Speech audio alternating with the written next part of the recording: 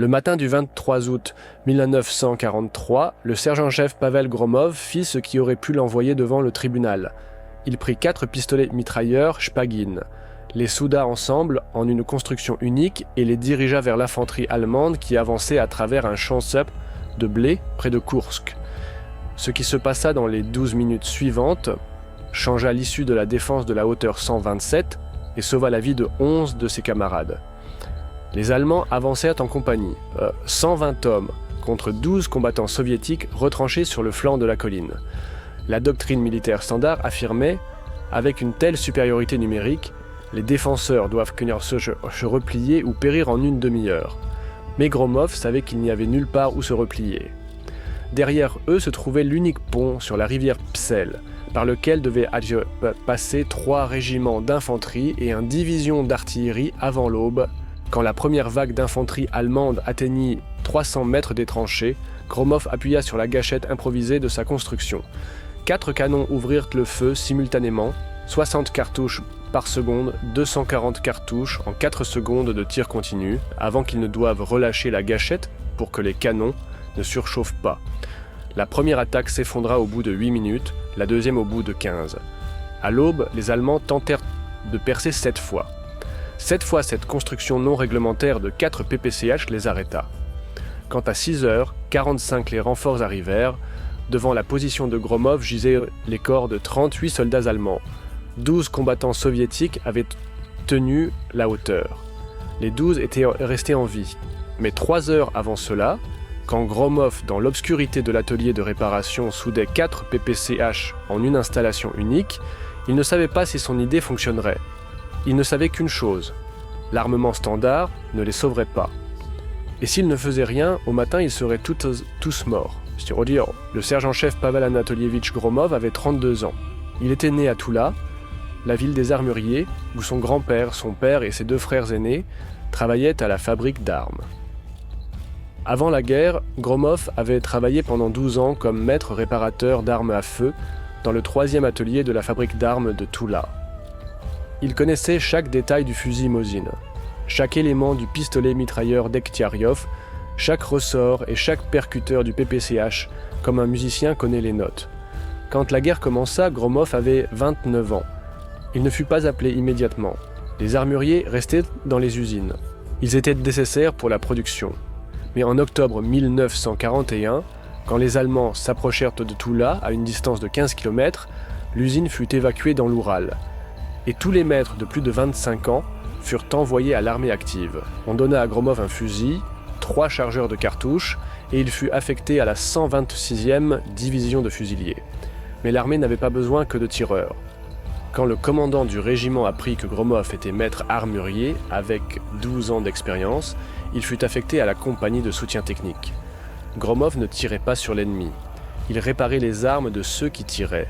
En 1 an et demi de guerre, des milliers de fusils, des centaines de mitrailleuses, des dizaines de mortiers passèrent entre ses mains. Il travaillait dans des abris sous les tirs, dans des tranchées à la lumière d'une lampe à huile, dans des granges froides près des villages du front où la température descendait à moins 30 degrés. Gromov était un homme petit et trapu aux larges épaules et aux mains fortes. Ses doigts étaient éraflés, entaillés, couverts de cicatrices de copeaux métalliques et de brûlures de soudure. Il portait des lunettes dans une fine monture d'acier, une rareté au front, et parlait doucement, lentement, choisissant soigneusement ses mots. Ses camarades d'armes l'appelaient le Toulien, parfois le professeur, bien que Gromov n'ait aucune éducation autre qu'une école d'artisanat. Il avait une particularité qui le distinguait des autres maîtres. Gromov ne réparait pas simplement les armes, il réfléchissait à comment les améliorer. Il expérimentait constamment avec de petites modifications, changeait les ressorts de retour, ajustait les mécanismes d'évacuation des gaz, affûtait les pièces pour un fonctionnement plus fluide. La plupart de ces expériences ne donnaient rien ou même aggravaient le fonctionnement de l'arme, mais parfois, très rarement, il parvenait à trouver quelque chose qui fonctionnait mieux que le standard d'usine.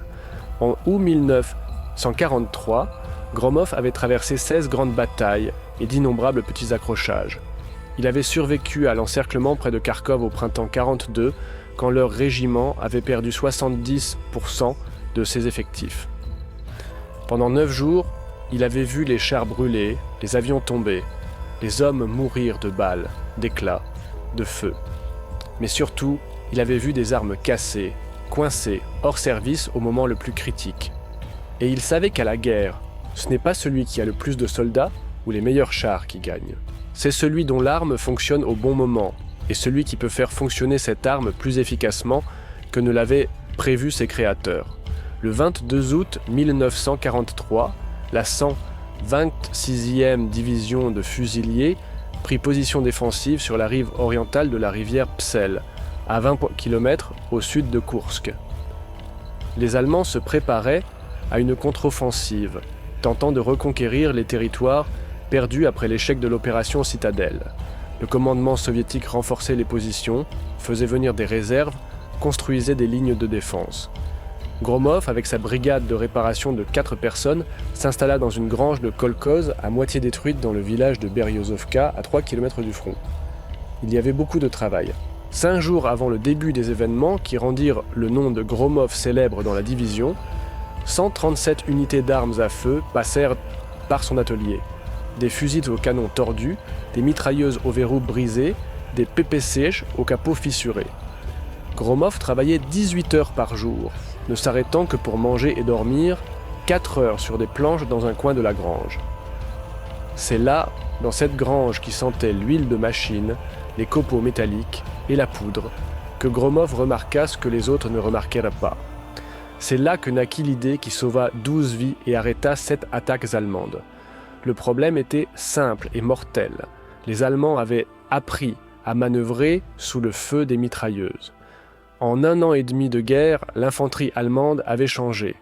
À l'été 41, les soldats allemands avançaient en groupes denses, comptant sur la puissance de feu et la coordination des actions. Un mitrailleur soviétique pouvait arrêter l'attaque d'un peloton entier s'il occupait la bonne position. Mais à l'été 43, les Allemands avaient appris la leçon. Maintenant, ils avançaient en groupes dispersés de 3 à 5 personnes, utilisant chaque pli de terrain, chaque buisson, chaque cratère d'obus. Gromov voyait les résultats de cette tactique chaque jour. Les armes qu'on lui apportait en réparation racontaient l'histoire des combats mieux que n'importe quel rapport. Une mitrailleuse Maxim, avec un refroidisseur percé. Le mitrailleur n'avait pas eu le temps de transférer le feu d'un groupe d'Allemands à un autre, et le tireur d'élite allemand avait eu le temps de viser. Une mitrailleuse Degtyaryov montée sur trépied avec un canon fondu. Le mitrailleur avait mené un feu continu sur plusieurs cibles jusqu'à ce que le canon surchauffe et se coince. Une mitrailleuse légère DP-27 avec un chargeur cassé. Gibé. Au moment critique du combat, quand il fallait rapidement changer le disque, le mécanisme s'était coincé et le mitrailleur était resté sans soutien de feu. Mais le pire était avec le PPCH, le pistolet mitrailleur Shubpagin, l'arme automatique principale de l'infanterie soviétique. Le PPCH était bon pour le combat rapproché, pour tirer en rafale à une distance jusqu'à 200 mètres. Mais quand l'infanterie allemande se dispersait et manœuvrait, un seul PPJ ne suffisait pas. Le tireur ne pouvait tirer que sur une cible à la fois. Pendant qu'il tirait sur un groupe d'Allemands, les autres groupes avançaient, utilisant les zones mortes. Gromov tenait un compte des pertes, officieux, pas pour les rapports au commandement, pour lui-même. Chaque fois qu'on apportait à l'atelier des PP ensanglantés avec un corps tordu par l'explosion, ou un boîtier de canon percé par une balle, il savait que ce combattant était mort.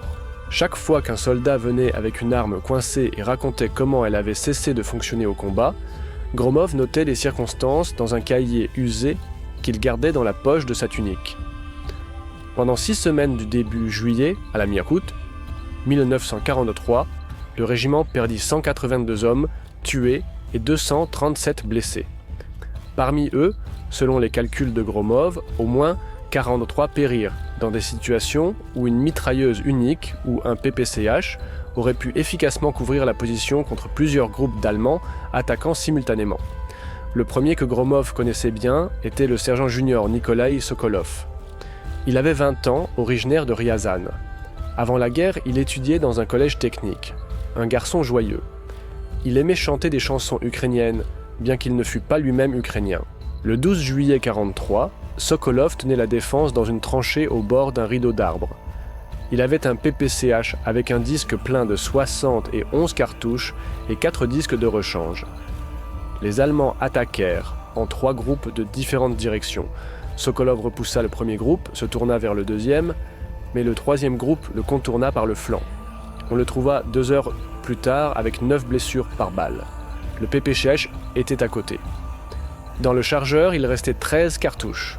Le deuxième était le caporal Piotr Kuznetsov, 32 ans, de Voronej, marié, 2 enfants, mécanicien conducteur, transféré à l'infanterie après que son char eut brûlé près de Prokhorovka et que l'équipage eut réussi à s'échapper.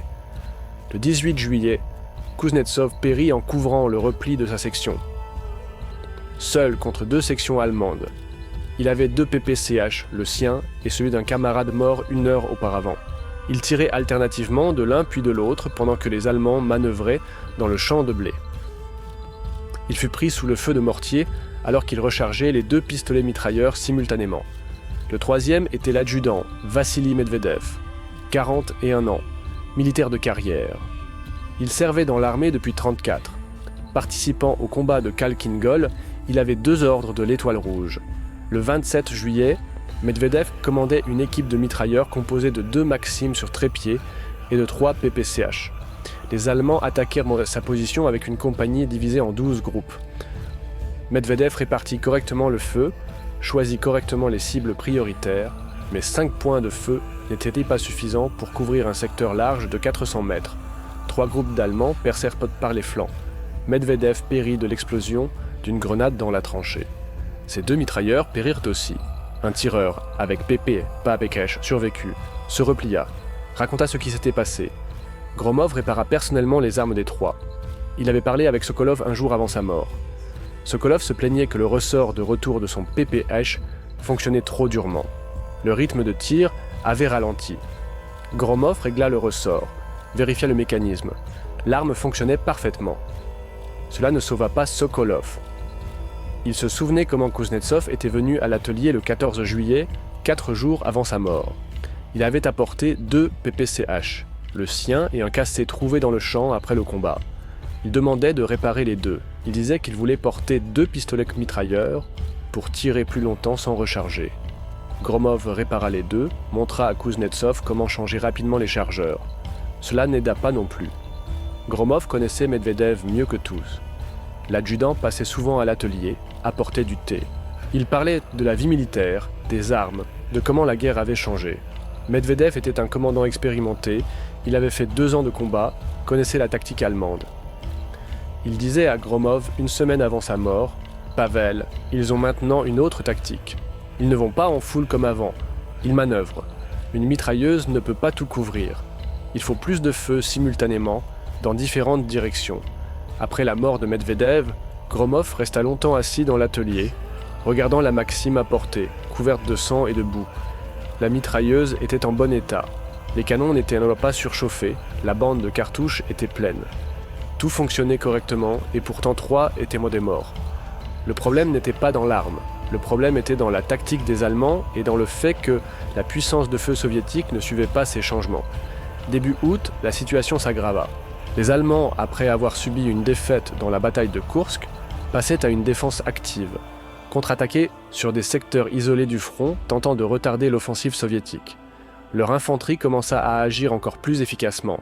Les groupes se soutenaient mutuellement par le feu, utilisaient des grenades fumigènes pour couvrir la manœuvre, appelées le feu de mortier, pour supprimer les points de feu soviétiques. Le 7 août, le régiment perdit une section entière, 10 hommes lors de la défense de la hauteur 103. Un peloton allemand de 30 hommes attaqua de 3 directions. Les défenseurs avaient 2 Pépech, une mitrailleuse légère d'épée, et 5 fusils Mosin. Ils tinrent 20 minutes, repoussèrent la première attaque, mais lors de la deuxième attaque, la DP se coinça, le ressort de retour se rompit, la pièce se cassa par usure. Il resta 2 PPCH et des fusils contre 30 Allemands avec des automatiques MP40, des mitrailleuses légères et des grenades. En 8 minutes, la position tomba. Le 11 août, 6 autres périrent lors de la défense d'un passage à gué sur un ruisseau. Le 13 août, 4 lors du repoussement d'une attaque nocturne. Le 15 août, 8 lors de la tenue d'un carrefour. Gromov réparait les armes des survivants, écoutait leurs récits. Le tableau était le même.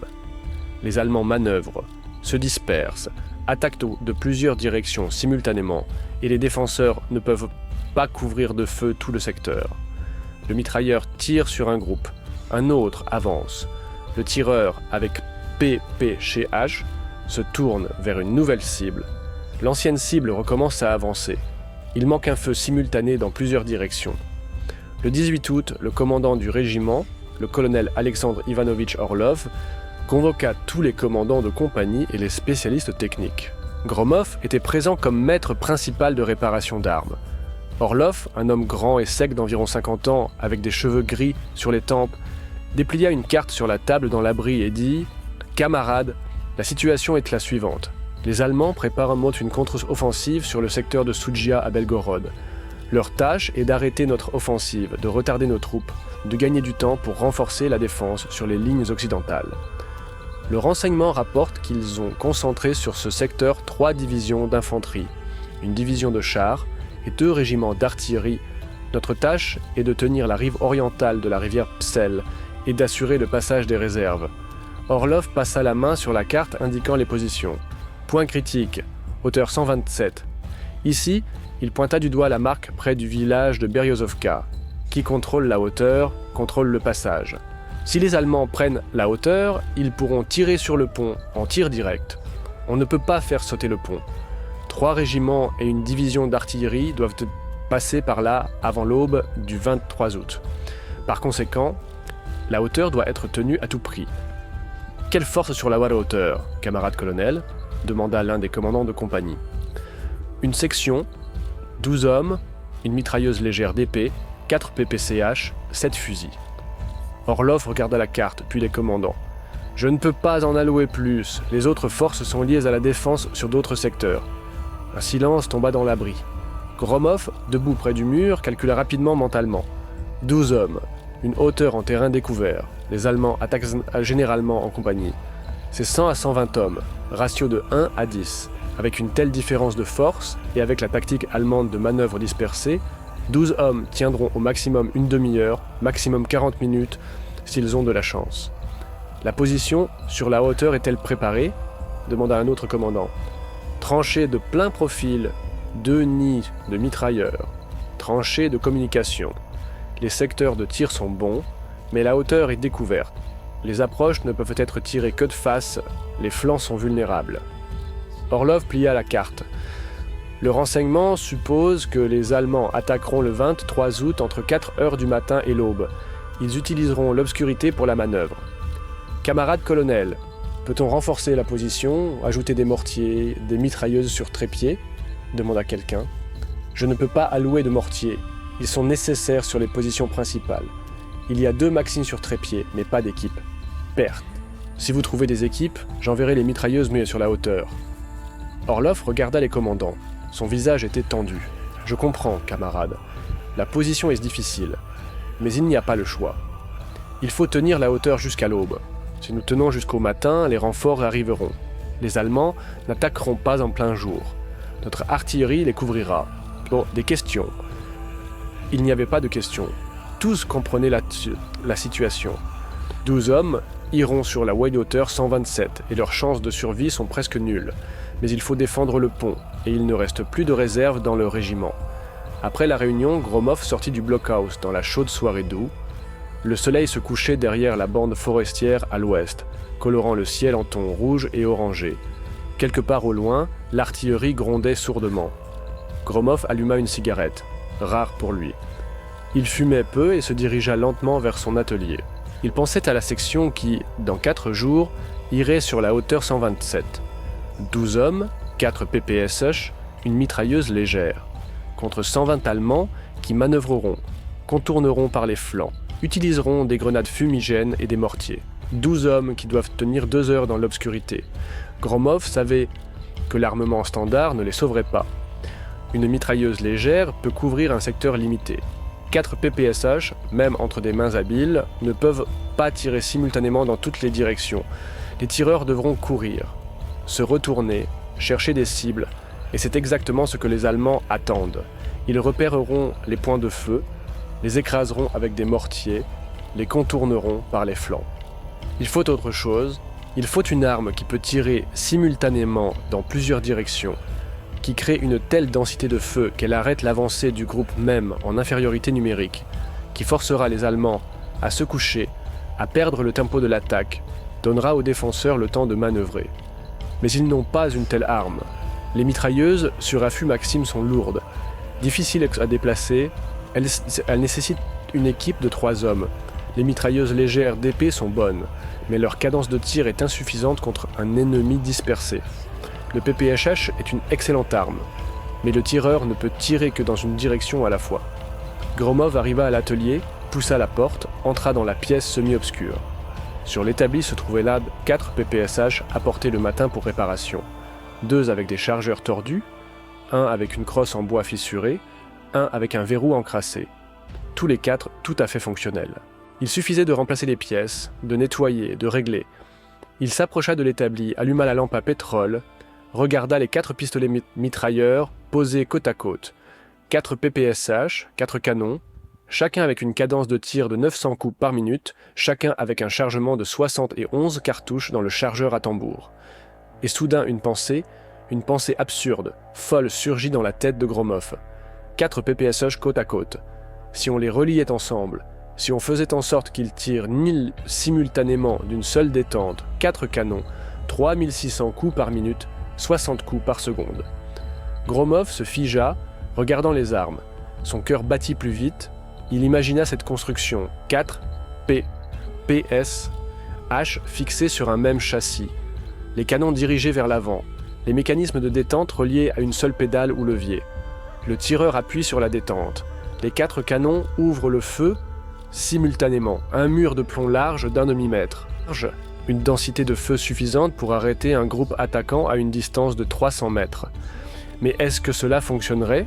Le PPSH n'est pas conçu pour tirer monter sur une installation. Si on reliait 4 armes ensemble, n'y aurait-il pas des problèmes de synchronisation ? Les mécanismes ne se bloqueraient-ils pas à cause des vibrations ? La construction supporterait-elle le recul ? Et surtout, était-il même possible de fabriquer une telle installation de manière artisanale sur le terrain, sans équipement spécialisé ? Gromov retira ses lunettes, essuya les verres avec le bord de sa tunique, les remit, s'approcha plus près de l'établi, prit un PPSH, le soupesa dans ses mains. Poids de l'arme, 5 kg 300 g, avec un chargeur plein. 4 PPSH plus de 20 kg, trop lourd pour tirer à la main. Il fallait un support, un châssis qui supporterait le poids et le recul. Il regarda autour de lui. Dans le coin de l'atelier se trouvait une pile de tubes métalliques, restant de fortifications allemandes démontées. Dans un autre coin, une caisse avec des cornières, des boulons, des écrous, diverses fixations. Contre le mur, un poste à souder, vieux, à peine fonctionnel, mais opérationnel. Gromov réparait avec son aide des canons, soudait des fixations aux mitrailleuses. Théoriquement, il avait tout le nécessaire. Des tubes pour le châssis, des fixations pour fixer les armes, la soudure pour assembler la construction. Le problème était ailleurs. Personne n'avait jamais rien fait de semblable. Il n'y avait pas de plan, d'instruction, d'exemple. C'était de l'improvisation pure, une expérience qui pouvait se terminer par un échec complet ou l'explosion de l'arme pendant le tir, ou la blessure du tireur. Et il y avait un autre problème, c'était flagrant comme non réglementaire. La modification d'armes réglementaires, sans autorisation du commandement, était une violation grave. Gromov pouvait passer en cour martiale si la construction ne fonctionnait pas ou si l'un des commandants décidait qu'il s'adonnait à des initiatives au détriment du travail principal. Dans le meilleur des cas, une dégradation, dans le pire, un bataillon disciplinaire. Mais l'armement standard ne sauverait pas les 12 combattants sur la hauteur 127. Ils périraient, comme avait péri Sokolov, Kuznetsov, Medvedev, comme avaient péri tous les autres que Gromov connaissait et ne connaissait pas. Il regarda à nouveau les 4 PPSS sur l'établi, puis les tubes, les fixations, le poste à souder, puis ses mains égratignées et couvertes de cicatrices, les mains fortes d'un armurier de Toula. Et il prit sa décision. Le 19 août à 9h30 du soir, quand les autres combattants de la brigade de réparation allèrent se coucher, Gromov resta seul dans l'atelier. Il alluma 3 lampes à pétrole, les disposa autour de l'établi pour avoir suffisamment de lumière, et commença le travail. La première chose qu'il fit fut d'examiner soigneusement les 4 P, P, S, H. C'était d'une importance critique. Si ne serait-ce qu'une arme avait des défauts cachés, toute la construction pouvait tomber en panne au moment le plus inopportun. Gromov démonta complètement chaque pistolet mitrailleur jusqu'à la dernière pièce, examina les canons de l'intérieur à la lumière de la lampe. Les rayures devaient être nettes, sans piqûres ni fissures. Il vérifia les culasses, les jeux minimes, le mouvement fluide, sans blocage. Il étudia les ressorts de rappel, l'élasticité correcte, les spires non déformés. Il examina les mécanismes de percussion et de détente, les percuteurs intacts, les ressorts salés fonctionnent, les détentes nettes. 3 PPSH étaient en excellent état. Le 4e avait une légère usure dans le canal du canon. L'arme avait beaucoup tiré, mais était encore tout à fait opérationnelle. Gromov décida de l'utiliser comme l'un des extrêmes dans l'installation où la précision était moins critique. Ensuite, il s'attaqua au châssis, prit 4 tubes d'acier d'un diamètre de 3 cm, restant des fortifications allemandes. Il mesura une longueur de 80 cm chacun. Il les scia avec une scie à métaux. Il fit 4 poutres longitudinales. Puis il prit encore des tubes plus fins, de 2 cm de diamètre. Il découpa 8 entretoises transversales de 40 cm chacune. Le travail avançait lentement. La scie à métaux était émoussée, les tubes durs, les mains se fatiguaient, les muscles faisaient mal. Mais Gromov ne s'arrêtait pas. Il travaillait méthodiquement, soigneusement, vérifiant chaque coupe, veillant à ce que les angles soient droits. À minuit, il avait toutes les poutres et entretoises prêtes. Maintenant, il fallait assembler le châssis. Gromov disposa les pièces sur le sol de l'atelier, évalua la construction. 4 poutres longitudinales parallèles les unes aux autres, à une distance de 13 cm. La largeur du PPSH avec le chargeur. Les entretoises transversales reliant les poutres. 2 à l'avant, 2 au milieu, 2 à l'arrière, 2 pour le soutien. On obtient un châssis rectangulaire, rigide, capable de supporter le poids de 4 pistolets mitrailleurs et le recul lors du tir. Il apporta le poste à souder, brancha le générateur dans le coin de l'atelier. Le générateur se mit à crépiter, l'ampoule du soudeur clignotait, s'alluma. Gromov mit le masque de protection, fissuré, avec un verre décoloré, mais fonctionnel. Il prit l'électrode, l'approcha du point de jonction de la première poutre avec l'entretoise. Éclair, crépitement, odeur d'ozone et de métal chauffé. Point lumineux de soudure, aveuglant même à travers le verre teinté du masque. Gromov conduisait l'électrode lentement, soigneusement, formant un cordon régulier. Il relâcha, examina, le cordon était bon. Le métal avait fusionné solidement. Il passa à la jonction suivante. À 2 heures du matin, le châssis était prêt. Gromov l'aspergea d'eau froide d'un seau. Le métal siffla, dégageant de la vapeur. Il laissa refroidir, puis examina tous les cordons. Solides. Il prit le châssis par le bord, le souleva. Lourd, une dizaine de kilogrammes, mais solide. Il le posa sur la table, essaya de le secouer. La construction ne bougeait pas, tenait fermement. L'étape suivante était la plus difficile. Fixer les 4 PPSE sur le châssis de manière à ce qu'ils soient disposés parallèlement à égale distance les uns des autres et que les canons pointent exactement vers l'avant. Le moindre décalage et la précision du tir chuteraient drastiquement, la construction deviendrait inutile. Gromov prit des colliers d'acier qui étaient utilisés pour fixer les mitrailleuses sur les supports. Il avait 8 colliers, 2 pour chaque PPSH. Il plaça le premier pistolet mitrailleur sur le châssis, l'aligna soigneusement sur l'axe central, le fixa avec les colliers. Puis le deuxième, parallèle au premier, à une distance de 13 cm, le troisième le quatrième. Quand les 4 PPSH furent fixés, Gromov recula d'un pas et regarda la construction. Devant lui se trouvait un châssis avec 4 pistolets mitrailleurs parallèles dont les canons formaient une ligne droite. Cela avait l'air étrange, inhabituel, non réglementaire, mais cela pouvait fonctionner. Restait la dernière partie, la plus critique, la synchronisation des mécanismes de détente. Il fallait faire en sorte qu'un seul mouvement de la main du tireur entraîne le déclenchement simultané des 4 détentes. Gromov réfléchit longtemps à la façon de réaliser cela. On pouvait essayer de relier mécaniquement les gâchettes, les connecter par des tringles ou des leviers, mais c'était compliqué, nécessitait un ajustement précis, et la fiabilité d'un tel système était douteuse. Il choisit une autre solution, faire une barre de détente commune.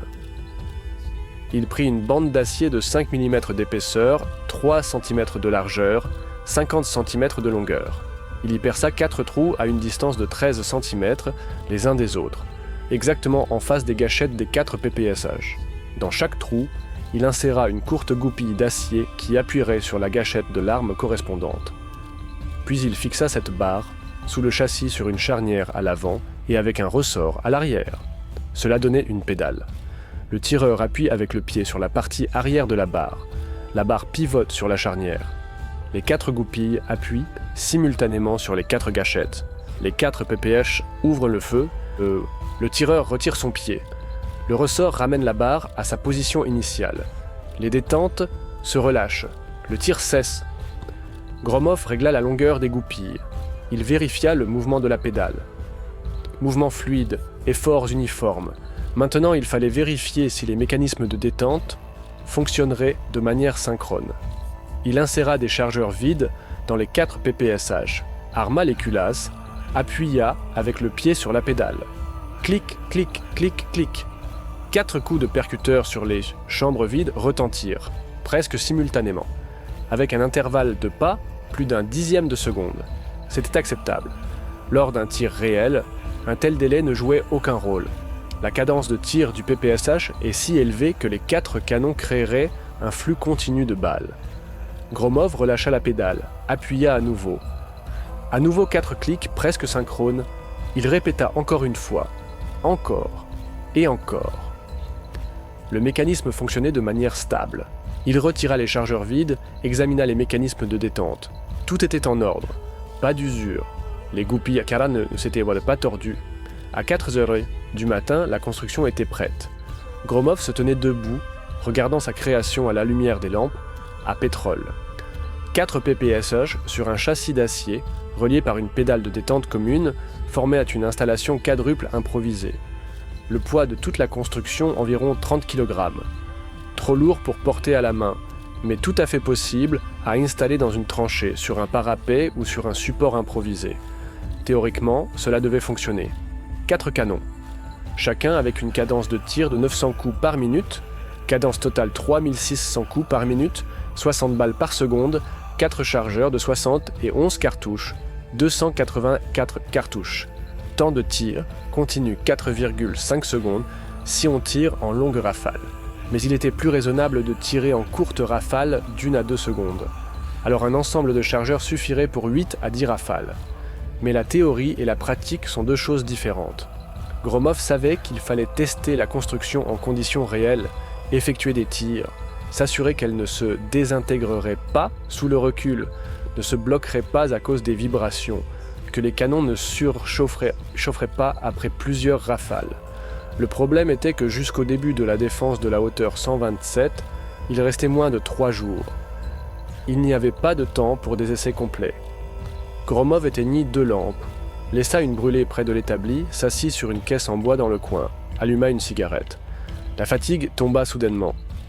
Il n'avait pas dormi depuis plus d'une journée. Les mains tremblaient de tension, les yeux se fermaient. Mais dans sa poitrine couvait un sentiment étrange, un mélange d'excitation, d'anxiété et d'espoir. Peut-être que cela fonctionnerait, peut-être que cette construction non réglementaire donnerait aux 12 combattants une chance de survivre. Peut-être qu'elle arrêterait l'infanterie allemande comme les PPSH standards ne peuvent pas l'arrêter. Ou peut-être que tout cela était vain, et qu'il avait simplement passé la nuit à créer un tas de métal inutile. Il finit sa cigarette, écrasa le mégot, se leva. Il fallait au moins dormir quelques heures, et le matin faire un essai. Gromov couvrit la construction d'une bâche pour que personne ne la voie par hasard, et sortit de l'atelier. L'aube commençait tout juste. Le ciel à l'est s'éclaircissait, l'air était frais et pur. Quelque part au loin, un chien aboya, un coq chanta. Gromov arriva à la tranchée où dormait la brigade de réparation, descendit silencieusement les marches, se coucha sur les planches sans se déshabiller, ferma les yeux, s'endormit instantanément. Il fut réveillé par la voix du caporal Stepanov, l'un des combattants de la brigade. Camarade sergent-chef, il était déjà 8 heures. Petit déjeuner. Gromov ouvrit les yeux, s'assit. La tête bourdonnait, le corps faisait mal, mais il n'y avait pas de temps pour dormir. Il se leva, se lava à l'eau froide du lavabo à l'entrée de la tranchée, s'essuya avec le bord de sa tunique. Stepanov lui tendit un bol de bouillie de millet et une tasse de thé chaud. « Merci. » Gromov mangea la bouillie rapidement, la fit descendre avec du thé. « Stepanov, » dit aux autres, « aujourd'hui je serai occupé jusqu'au soir. Faites les réparations courantes vous-même. Si quelque chose de sérieux, remettez à demain. »« Bien, camarade sergent-chef. Et vous, vous allez faire quoi ? » ?»« Je vais vérifier une idée. » Gromov ne rentra pas dans les détails. « Si ça marche, tu verras toi-même. » Il finit son thé, rendit la tasse, se dirigea vers l'atelier. Le matin était chaud, clair, promettait une journée chaude. Autour du village de Beryozovka commençait déjà l'agitation habituelle du front. Les soldats réparaient les fortifications, apportaient des munitions, les officiers inspectaient les positions. Quelque part rugissait le moteur d'un camion, quelque part résonnaient des pelles contre les pierres. Gromov entra dans l'atelier, ferma la porte de l'intérieur au crochet, s'approcha de l'établi, retira la bâche de la construction. À la lumière du jour, pénétrant par l'unique fenêtre, l'installation paraissait encore plus étrange que la nuit. Les 4 PPSH, solidement fixés sur le châssis d'acier, semblaient être une aberration technique, le fruit d'une imagination fébrile. Mais Gromov croyait en son travail. Il vérifia toutes les fixations. Les colliers serrés fermement, l'arme ne bouge pas. Il vérifia la pédale de détente. Le mécanisme fonctionne en douceur. Il inséra 4 chargeurs à tambour, pleins de 71 cartouches chacun. 284 cartouches de calibre 7,62 mm. Suffisant pour arrêter un peloton d'infanterie, si on tire correctement. Maintenant, il fallait effectuer des tirs d'essai. Le problème était qu'on ne pouvait pas tirer dans le village. Cela attirerait l'attention, les questions commenceraient. Il fallait trouver un endroit isolé où personne ne dérangerait. Gromov se souvint qu'à 1 km au nord de Beryozovka se trouvait une carrière abandonnée où l'on extrayait autrefois du sable pour la construction. La carrière est entourée de collines. Le bruit des coupes de feu ne sera pas entendu loin. Maintenant, parfois, les combattants y viennent pour régler leurs armes personnelles. Personne ne sera surpris par des tirs de fusil. Il trouva un chariot en bois qui servait à transporter des caisses de pièces détachées. Il chargea l'installation. La construction était lourde, la souleva à peine. La recouvrit d'une bâche pour ne pas attirer l'attention. Prit 2 chargeurs tambours de réserve, encore 3 boîtes de cartouches, au total 600 cartouches pour les essais. Déposa le tout sur le chariot, sortit de l'atelier. Tirer le chariot sur le chemin de terre était difficile. Les routes grinçaient, la charge oscillait. Gromov marchait lentement, s'arrêtait pour se reposer tous les 200 mètres. Les soldats qu'il croisait regardaient avec curiosité, mais ne posaient pas de questions. Chacun au front à ses affaires. Après une demi-heure, il arriva à la carrière. L'endroit était désert. Seulement 2 combattants dans le coin éloigné réglaient leurs fusils, et un corbeau croassait sur un arbre sec. Gromov amena le chariot au bord opposé de la carrière, où un haut talus de sable servait d'arrêt de balle naturel. Djellé. Il déchargea l'installation, la posa au sol. Il fallait maintenant un support improvisé pour fixer la construction à une hauteur convenable. Gromov trouva plusieurs rondins, solides restants, d'anciennes fortifications. Les assembla en forme de trépied.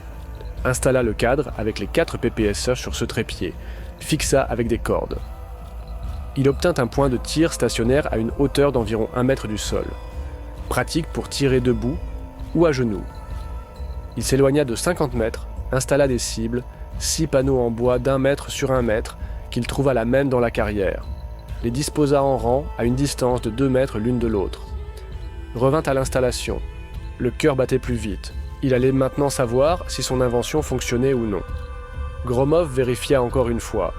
Chargeur inséré, culasses armées, cran de sûreté enlevé. Se plaça derrière l'installation, posa la main sur le tube supérieur du cadre pour la stabilité, posa le pied sur la pédale de déclenchement, inspiration profonde, expiration. Visa la cible centrale, appuya sur la pédale. Le monde explosa de fracas. 4 canons ouvrirent le feu simultanément et le son était assourdissant. Pas des coups séparés, mais un rugissement continu comme si on déchirait un gigantesque morceau de toile. Le recul était monstrueux. L'installation vibrait, tremblait. Les canons sautaient malgré la fixation rigide. Gromov maintenait la construction de toutes ses forces, la pressant contre le trépied.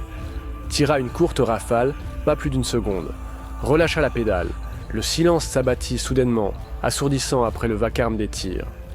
Les oreilles bourdonnaient. Une odeur âcre de poudre flottait dans l'air.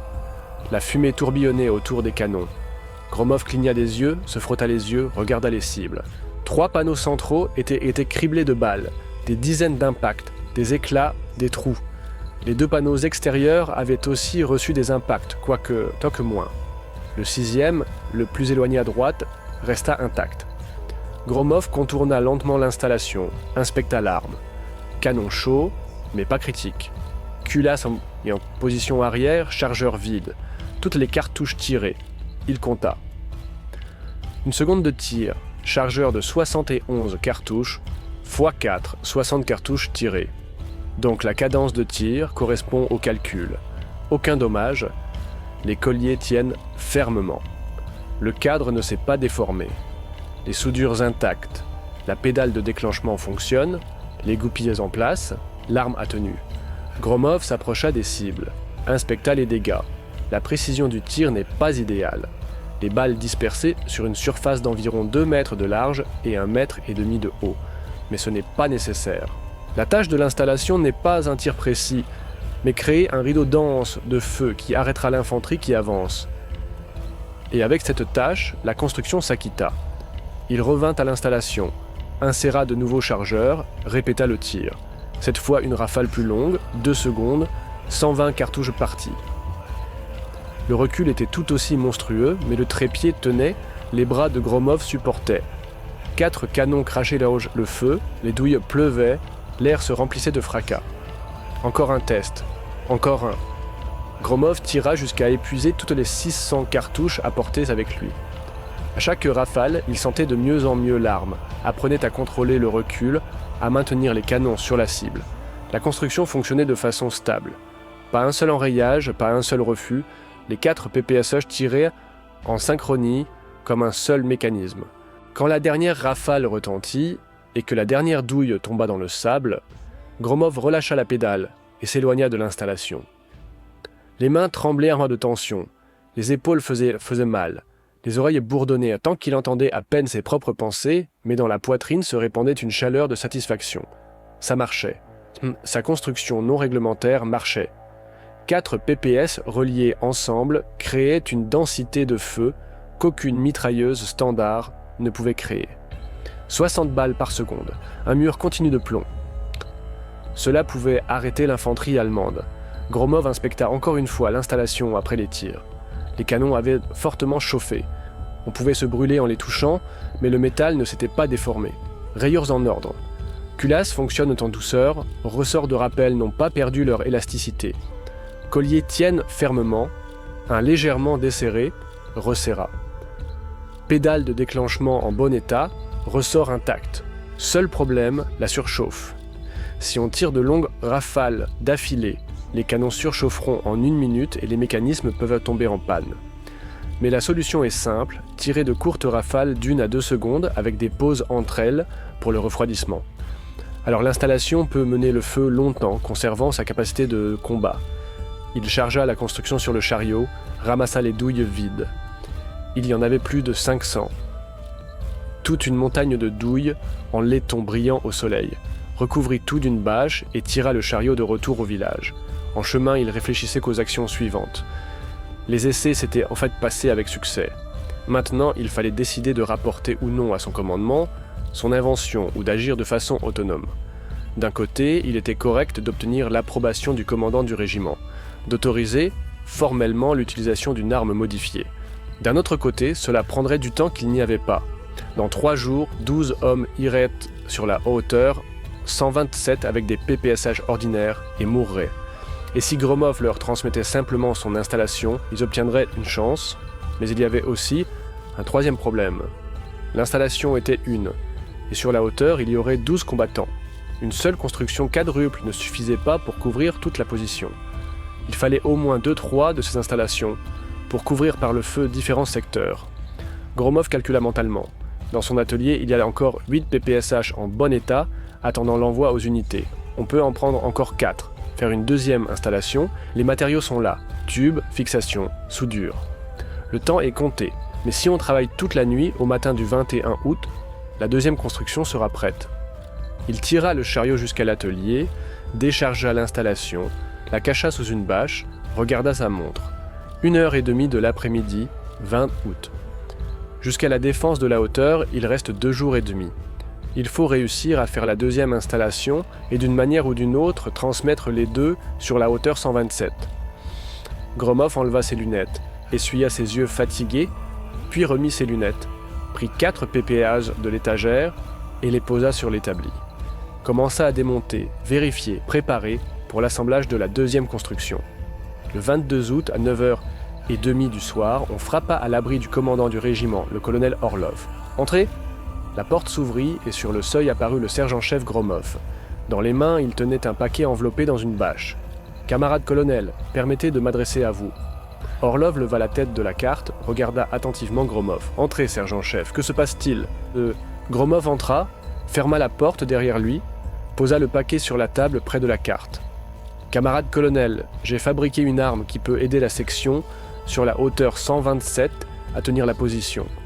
Je demande la permission de la démontrer. » Orlov se renversa dans son fauteuil, croisa les bras sur la poitrine. « Une arme ? Quelle arme, sergent-chef ? Nous avons tout l'armement réglementaire. » « Non réglementaire, camarade colonel, j'ai modifié 4 PPSH, les ai reliés en une seule installation de tir. » Gromov déroula la bâche, ouvrit la construction. Orlov se leva, s'approcha, fronça les sourcils. Devant lui, sur la table, gisait un cadre, avec 4 pistolets à mitrailleur Shpagin fixés, reliés par un mécanisme de déclenchement commun. Cela semblait étrange, inhabituel, non réglementaire. « Qu'est-ce que c'est, bon sang ?» Orlov fit le tour de la table, inspecta la construction de tous côtés. « Vous avez relié 4 PPSH ensemble ?» ?»« C'est exact, camarade colonel. Installation quadruple. Les 4 canons tirent simultanément d'une seule détente, cadence de tir 3600 coups par minute. J'ai effectué des tirs d'essai. La construction fonctionne de manière fiable. Tir d'essai quand ? Où ? Avant-hier, camarade colonel, dans la carrière au nord du village. J'ai tiré 600 cartouches. Aucun refus. L'installation supporte le recul. Les canons ne surchauffent pas lors de tirs en courte rafale. Orlov resta silencieux, regardant l'arme. Son visage était impénétrable. Finalement, il demanda. « Sergent-chef, vous comprenez que la modification d'une arme réglementaire, sans autorisation du commandement, est une violation grave du règlement ? » « Je comprends, camarade colonel. Et qu'on peut vous traduire en cour martiale pour initiative personnelle ? Je comprends, camarade colonel. Alors pourquoi l'avez-vous fait ? » Gromov se redressa, regarda le colonel droit dans les yeux. « Parce que l'armement standard ne sauvera pas 12 hommes sur la hauteur 127, camarade colonel. Les Allemands attaqueront avec une compagnie. Ils manœuvreront, contourneront par les flancs. Une seule mitrailleuse légère et 4 PPSH ne créeront pas une densité de feu suffisante pour les arrêter. J'ai vu comment mouraient nos combattants dans de telles situations. J'ai vu de nombreuses fois, je ne veux pas voir encore 12 morts qu'on peut prévenir. » Orlov regarda Gromov longuement, avec attention, puis regarda à nouveau l'installation. « Et vous pensez que cela aidera ? » ?»« Je le pense, camarade colonel. 60 balles par seconde, c'est 4 fois plus qu'un seul PPSH.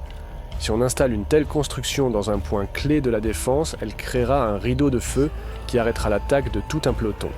Combien avez-vous de ces installations ? 2, camarade colonel. J'ai terminé la deuxième ce matin. » Orlov fit les 100 pas dans l'abri, les mains dans le dos, profondément pensif. S'arrêta près de la carte au mur, regarda la marque de la hauteur 127, se tourna vers Gromov. « Bien. Vous irez avec la section sur la hauteur, installer vos 2 constructions en position. Si elles fonctionnent et aident à tenir la hauteur, je fermerai les yeux sur la modification non réglementaire. De plus, je vous proposerai pour une décoration. Mais si ces installations refusent, ou s'avèrent inutiles et que des hommes meurent, vous en répondrez. Compris ? Compris, camarade colonel. La section se déploie sur la hauteur aujourd'hui à 23 heures. Le commandant, lieutenant principal Belov, est un bon officier, expérimenté. Expliquez-lui comment fonctionne votre arme. Apprenez aux combattants à tirer et priez pour que les Allemands ne percent pas. Je sers l'Union soviétique. Gromov salua, enveloppa l'installation dans la bâche, la souleva. Encore une question, sergent-chef. Orlov l'arrêta à la porte. Pourquoi ne l'avez-vous pas signalé plus tôt? Vous auriez pu fabriquer plus d'installations, en équiper plusieurs positions. Gromov resta silencieux, puis répondit honnêtement. Je n'étais pas sûr que cela fonctionnerait, camarade colonel, avant d'avoir effectué l'essai. Je ne voulais pas promettre ce que je ne pourrais pas accomplir. Orlov sourit et secoua la tête. Vous raisonnez correctement. Allez, sergent-chef, et bonne chance là-bas. Gromov sortit de l'abri avec l'installation dans les mains. Le cœur battait fort. Il avait obtenu la permission. Maintenant, son invention serait testée dans un vrai combat contre un vrai ennemi. Et si elle fonctionnait, 12 hommes auraient une chance de survivre. Il retourna à l'atelier, prit la deuxième installation, chargea les deux sur le chariot avec 12 chargeurs de réserve et une caisse de cartouches. Un camion s'approcha de l'atelier, un Studebaker de production américaine reçu par Predby. Dans la benne étaient assis 12 combattants avec l'équipement complet, mitraillettes, grenades, pelles, gamelles, musettes. Le commandant de la section, le lieutenant principal Belov, sauta de la cabine. Il avait environ 30 ans, de taille moyenne, de constitution robuste, avec un visage bronzé et des yeux gris attentifs. Sur la tunique, l'ordre de l'étoile rouge et la médaille pour la bravoure. Sergent-chef Gromov, le colonel a dit que vous viendriez avec nous sur la hauteur. Quel chargement? Arme spéciale. Camarade lieutenant principal. J'expliquerai en route. Belov aida à charger les installations dans la benne. Gromov grimpa ensuite, s'installa sur une caisse près des constructions. Le camion démarra, sortit du village sur le chemin de terre, menant à la hauteur 127. Pendant le trajet, Gromov raconta à Belov son invention, montra comment fonctionnait la pédale de déclenchement, expliqua le principe de tir en courte rafale, prévint de la surchauffe. Belov écouta attentivement, posa des questions, inspecta la construction. « Pas mal comme idée, dit-il finalement. Si cela fonctionne vraiment, nous aurons un bon atout. La densité de feu est primordiale en défense. Plus il y a de plomb qui volent vers les Allemands, moins ils ont de chances de percer. Ça fonctionne, camarade lieutenant principal, vérifiez. On verra. » Belov regarda les combattants dans la benne. « Écoutez bien les gars, ce camarade est maître armurier. Il a fabriqué pour nous des mitrailleuses spéciales.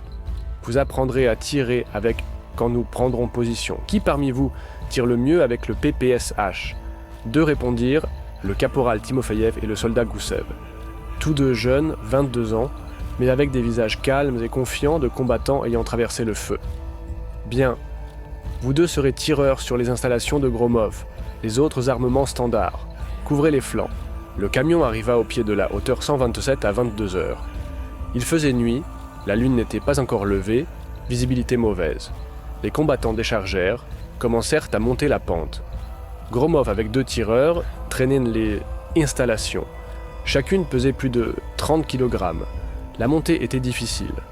La hauteur 127 représentait une colline en pente douce de 40 mètres, au-dessus du terrain environnant. Le sommet, une plateforme ouverte d'environ 100 sur 150 mètres. Au nord et à l'est, les pentes plus raides, couvertes de buissons. Au sud et à l'ouest, en pente douce, couvertes d'herbes hautes et d'arbres rares. Excellente vue dans toutes les directions, mais aussi excellente visibilité pour l'adversaire. Au sommet étaient déjà préparées des positions. 3 tranchées de profil complet, reliées par des boyaux, 2 nids de mitrailleuses, un abri pour les munitions. Belov répartit rapidement les combattants. 4 dans la tranchée avant face à l'ouest, d'où l'attaque était attendue, 4 dans la tranchée gauche couvrant la pente nord, 4 dans la tranchée droite, pente sud. Belov lui-même, avec une mitrailleuse légère d'épée, occupa la position centrale. Gromov installa la première construction quadruple dans la tranchée avant, dirigeant les canons vers l'ouest, vers le rideau forestier à 800 mètres d'où les Allemands pouvaient commencer l'attaque. La deuxième installation fut placée dans la tranchée gauche, couvrant la pente nord. Les 2 constructions furent fixées sur des supports improvisés, faits de rondins et de sacs de sable. Puis il forma les tireurs Timofeyev et Goussev, montra comment appuyer sur la pédale, comment contrôler le recul, comment changer les chargeurs rapidement, les 4 simultanément, pour ne pas perdre de temps. Expliqua qu'il fallait tirer en courte rafale, pas plus de 2 secondes, sinon les canons surchaufferaient Timofeyev et Goussev écoutaient attentivement, posèrent des questions, essayèrent d'appuyer sur les pédales sans cartouche, s'habituaient au mécanisme. Vers minuit, tout était prêt. Les combattants occupèrent les positions, vérifièrent les armes, disposèrent les munitions, les grenades. Belov fit le tour de toutes les tranchées, vérifia la préparation. Gromov resta dans la tranchée avant près de Timofeyev et son installation. La nuit était chaude, calme. Les étoiles brillaient. La lune se leva vers 1h du matin, éclairant la colline d'une lumière argentée fantomatique. De l'ouest, du rideau forestier, aucun son ne parvenait. Le silence, un silence tendu, anxieux avant le combat. « Pensez-vous que les Allemands viendront » demanda doucement Timofeyev. « Ils viendront » répondit Gromov. « Le renseignement ne se trompe pas. Ils viendront avant l'aube. Et vos mitrailleuses fonctionneront vraiment. Elles fonctionneront. L'essentiel, ne panique pas. Tire par courte rafale, surveille la surchauffe. Compris. » Timofeyev vérifia les chargeurs encore une fois, posa sa main sur le cadre de l'installation. « Drôle de chose, mais si vous dites que ça fonctionne, je vous crois. » Le temps s'étirait lentement. 1h du matin, 2h. Les combattants sommeillaient à tour de rôle. Belov et Gromov ne dormaient pas, observaient l'obscurité devant eux. À 4h, le ciel à l'est commença à s'éclaircir, mais l'aube était encore loin. À 5h, alors qu'il restait plus d'1 heure avant l'aube, Gromov entendit un son discret, à peine perceptible. Bruissement d'herbe, cliquetis de culasses, tout étouffé. Il scruta l'obscurité à l'ouest. Rien de visible, mais les sons se répétèrent un peu plus près. « Timofeyev, prépare-toi » chuchota Gromov. « Ils arrivent. » Timofeyev se redressa, posa son pied sur la pédale de tir, serra le cadre de l'installation dans ses mains. Belov, à la position centrale, entendit aussi. Siffla doucement. Signal d'alerte au combat. Dans toutes les tranchées passa un frémissement. Les combattants prirent position, saisirent leurs armes. Gromov regardait en avant, tendant sa vue. La lumière de la lune était faible, mais suffisante pour distinguer le mouvement. Et voilà qu'il vit. Dans l'herbe, à 200 mètres de la tranchée, apparurent des silhouettes sombres. 1, 2, 3, une dizaine, 2 dizaines. Ils avançaient lentement, courbés, en groupes dispersés de 4-5 personnes, utilisant chaque buisson, chaque pli du terrain.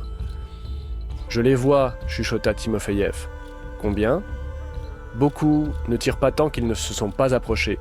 Laissons-les venir jusqu'à 100 mètres. » L'infanterie allemande progressait professionnellement, sans hâte. Ils ne savaient pas que la position était occupée. Le renseignement n'avait pas eu le temps de rapporter. Ils pensèrent trouver la hauteur vide ou faiblement défendue. Ils avançaient avec confiance. Les groupes se couvraient mutuellement par des positions de tir. 150 mètres, 120, 100. Gromov les voyait distinctement maintenant. Soldats allemands en casque avec des mitraillettes MP-40 avec des grenades aux ceintures. Combattants expérimentés qui se déplacèrent de manière coordonnée. « Feu !» cria Belov. Timofeyev appuya sur la pédale. 4 canons de PPSA ouvrirent le feu simultanément et la nuit fut déchirée par le fracas et les éclairs. L'installation quadruple crachait le feu et déversait le plomb à la vitesse de 60 balles par seconde. Timofeyev maintint la rafale 2 secondes. 120 cartouches partirent dans l'obscurité. L'effet fut instantané. Devant, des cris retentirent. Les soldats allemands se jetèrent au sol, se couchèrent. 3 n'eurent pas le temps. Tombèrent fauchés par les balles. Les autres ouvrirent le feu de riposte. Des traceurs volèrent vers la tranchée, mais la plupart des balles passèrent trop haut. « Encore !» cria Gromov. Timofeyev appuya sur la pédale de nouveau. Encore une rafale, 2 secondes. L'installation rugissait, les canons bondissaient, les douilles tombèrent en pluie. La mitrailleuse manuelle de Belov se joignit au tir. Les autres combattants tiraient avec leurs PPS, haches et fusils. La première attaque des Allemands s'étouffa. Ils reculèrent, disparurent dans l'obscurité, emportant leurs blessés. Après 1 minute, le tir cessa. « Cessez le feu !» ordonna Belov. « Économisez les munitions. » Timofeyev, comment va l'installation ? Ça fonctionne, camarade lieutenant senior. Les canons sont chauds, mais pas critiques. Gromov vérifia l'arme. Tout était en ordre. Chargeur vide. Il faut recharger. Lui et Timofeyev sortirent rapidement les chargeurs vides, insérèrent des pleins. 4 nouveaux disques, 284 cartouches. Combien en avons-nous touché demanda Belov. 3 sûrement, répondit l'un des combattants. Peut-être plus. Silence. 10 minutes. Gromov savait que les Allemands se regroupaient, préparaient une deuxième attaque. Il comprenait maintenant que la position était défendue, mais ne connaissait pas la force des défenseurs. Ils reviendraient d'une autre direction ou en plusieurs groupes simultanément. Et en effet, l'attaque reprit. Cette fois, les Allemands attaquèrent de 2 directions, de l'ouest et du nord, simultanément. L'attaque ouest fut accueillie par l'installation de Timofeyev, l'attaque nord par l'installation de Goussev dans la tranchée gauche. Les 2 installations ouvrirent le feu presque simultanément. Double fracas, double densité de feu. 120 balles par seconde de 2 directions. Les Allemands se couchèrent, tentèrent de contourner par les flancs, mais les combattants dans la tranchée droite les accueillirent avec des tirs de fusil. La deuxième attaque s'étouffa aussi rapidement que la première. La troisième attaque commença. Cette fois, les Allemands utilisèrent des grenades fumigènes, les lancèrent avant l'attaque, créèrent un écran de fumée, tentèrent d'avancer sous sa protection. À l'installation, ils tirèrent à l'aveugle dans la fumée, créant un rideau de feu impénétrable. La densité du feu était telle que les Allemands ne pouvaient pas passer même sans voir les tireurs. Plusieurs hommes tombèrent, les autres reculèrent. 4e attaque, 5e, 6e. Les Allemands attaquèrent encore et encore, tentèrent de percer de différentes directions, utilisèrent la fumée, les grenades, un feu de mitrailleuse écrasant. Mais chaque fois, les installations quadruples les arrêtaient. 60 balles par seconde, c'était un mur qu'on ne pouvait pas franchir. Les soldats allemands tombaient, reculaient, se regroupaient, attaquaient de nouveau. La 7e attaque commença. Le ciel à l'est s'éclaircissait déjà. L'aube était proche. Les Allemands lancèrent dans l'attaque tout ce qui restait. Plus de 50 hommes simultanément en 3 vagues de 3 directions.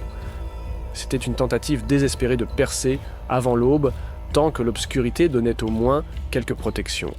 Les 2 installations tiraient, sans interruption, par courtes rafales avec des pauses pour refroidissement. Timofeyev et Goussev travaillaient comme des automates, appuyaient sur les pédales, relâchaient, appuyaient de nouveau. Les chargeurs changeaient toutes les 30 secondes. Gromov aidait Timofeyev, passait des chargeurs pleins, prenait les vides. Les mains bougeaient rapidement, mécaniquement, sans penser.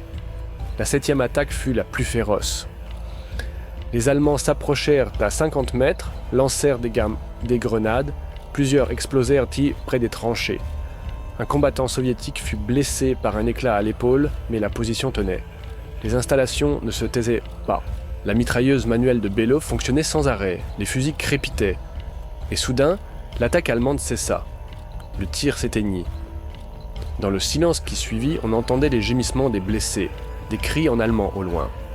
Le ciel s'éclaircit, l'aube arriva, la visibilité s'améliora. « Cessez le feu !» cria Belov. « Rapportez les pertes. » Pertes. Un blessé, légèrement, tous les autres vivants, munitions dépensées plus de la moitié, mais encore suffisant pour la défense. Et devant la position sur la pente de la colline, dans l'herbe et derrière les buissons, gisèrent les corps de soldats allemands. Gromov en compta 38 sur 120 ayant attaqué la hauteur. Les autres avaient dit les reculer en portant une partie des blessés. De l'est, on entendit le grondement de moteurs. Des renforts arrivaient, 3 camions avec de l'infanterie, 2 canons anti-chars, une section de mortiers. Le commandant des renforts, un capitaine d'une 40aine d'années, monta sur la hauteur, inspecta la position, parla avec Belov. « Excellente tenue, camarade lieutenant senior. Le colonel transmet ses remerciements. La hauteur est tenue, le pont en sécurité. Nos régiments traversent Todej. » Belov sourit. « Pour la première fois de la nuit. »« Merci pas à moi, camarade capitaine. » Merci à lui, il désigna Gromov, assis près de l'installation fumante, et sa mitrailleuse diabolique. Sans eux, nous n'aurions pas tenu une demi-heure. Le capitaine s'approcha de Gromov, regarda l'installation quadruple, secoua la tête. Qu'est-ce que c'est comme merveille technique ? 4 PPSE sur un cadre, camarade capitaine, répondit Gromov d'une voix fatiguée. Tirent tous simultanément. 3600 coups par minute, pas mal. Le capitaine s'accroupit, examina la construction. Qui a inventé ça ? Moi, camarade capitaine. Nom de famille. Sergent-chef Gromov Pavel Anatolievitch, maître armurier de la 126e division de fusiliers. Le capitaine se leva, tendit la main. Capitaine Volkov, ravi de faire votre connaissance, sergent-chef. Votre invention a sauvé des vies, et pas seulement ces 12-là. Si les Allemands avaient pris la hauteur, la traversée aurait échoué. Les pertes auraient été des centaines de fois plus importantes. Vous êtes un héros, Gromov. Gromov serra la main tendue, mais secoua la tête. Pas un héros, camarade capitaine, voilà, juste un maître qui a fait son travail. Le 23 août au matin, Gromov retourna au village de Beryozovka dans le même camion qu'il avait emmené à la hauteur. Les 2 installations quadruples restèrent là. Le capitaine Volkov avait ordonné de les laisser au renfort pour renforcer la défense. Gromov dormit dans la benne tout le trajet, se relaxant vraiment pour la première fois en 3 jours. Quand le camion s'arrêta à l'atelier, le conducteur le réveilla. « Bon, camarade sergent-chef, nous sommes arrivés. » Et encore, le colonel a ordonné de lui faire rapport dès votre retour. Gromov sauta de la benne, ses jambes fléchirent sables de fatigue. Il se lava à l'eau froide du puits, se remit en ordre et alla au bunker du commandant du régiment. Orlov l'accueillit debout, ce qui était inhabituel. À côté du colonel se trouvaient 3 autres officiers. Le lieutenant-colonel Sokolov, chef d'état-major de la division, le major Kravtsov, commandant du groupe d'artillerie, et le capitaine Petrov, chef du renseignement. Tous 3 regardaient là Gromov avec intérêt. Sergent-chef Gromov. Orlov fit une pause. Rapportez la situation à la hauteur 127. Comment ont fonctionné vos installations ? Gromov salua et rapporta brièvement l'essentiel.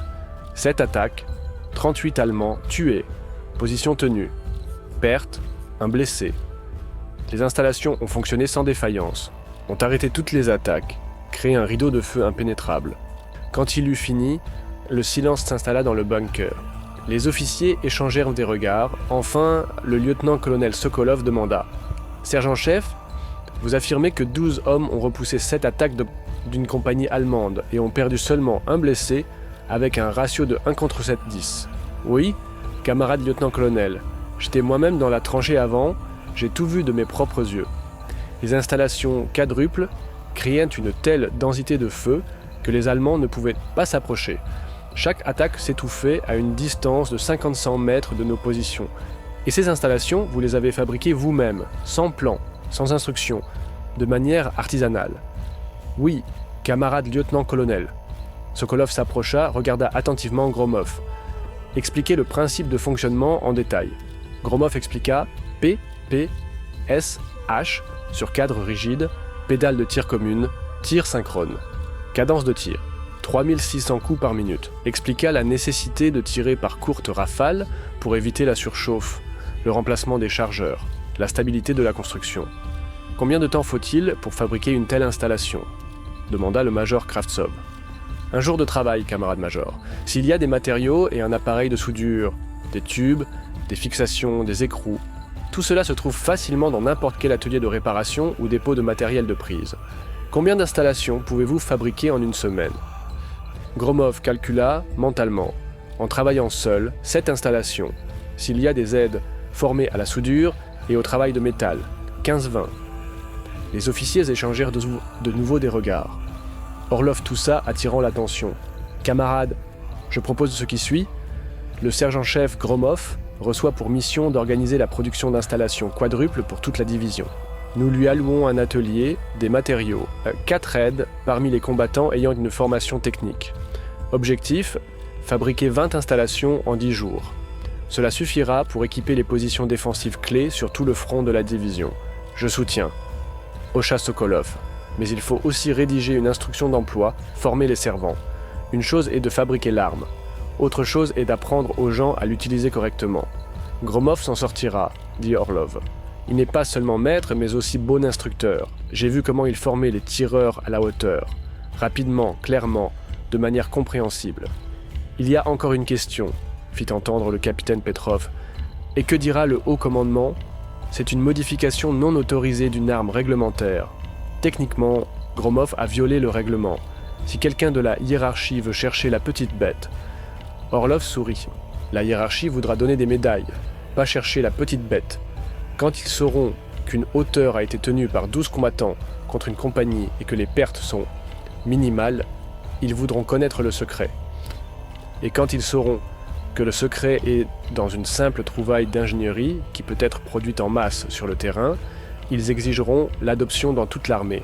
Vous en êtes sûr? J'en êtes sûr? Petrov était sceptique. Absolument. Notre commandement est pragmatique.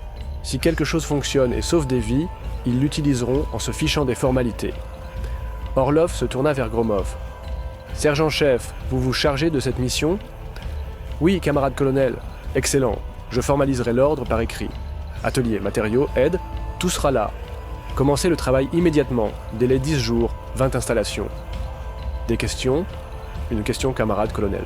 Peut-on organiser un tir de démonstration pour les commandants de compagnie et de section, pour qu'ils voient de leurs propres yeux comment fonctionne l'arme, et y croient?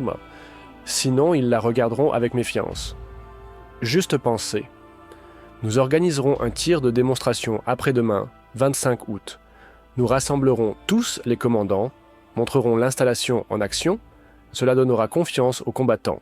Ainsi commença la production de masse d'installations quadruples de PPSH dans la 126e division de fusiliers. On alloua à Gromov une grande grange à la périphérie du village, où se trouvait auparavant un entrepôt de kolkhoz. La grange fut nettoyée, on installa 3 établis, on amena l'éclairage d'un générateur, on apporta des matériaux. 2 dizaines de tubes d'acier de différents diamètres, des caisses de fixation, des appareils de soudure, des outils. Des unités de réparation et du génie, on sélectionna 4 aides. Le caporal Mikhailov, ancien tourneur d'une usine à Gorky, le soldat Novikov, soudeur de Magnitogorsk, le sergent junior Lebedev, serrurier de Leningrad et le soldat Fedotov, mécanicien de Minsk. Gromov les forma pendant 3 jours. Montrait comment couper les tubes précisément à la taille, comment souder le cadre pour que les soudures soient solides, comment fixer les PPSH parallèlement et sans décalage, comment régler la pédale de tir. Il travaillait du matin tard dans la nuit.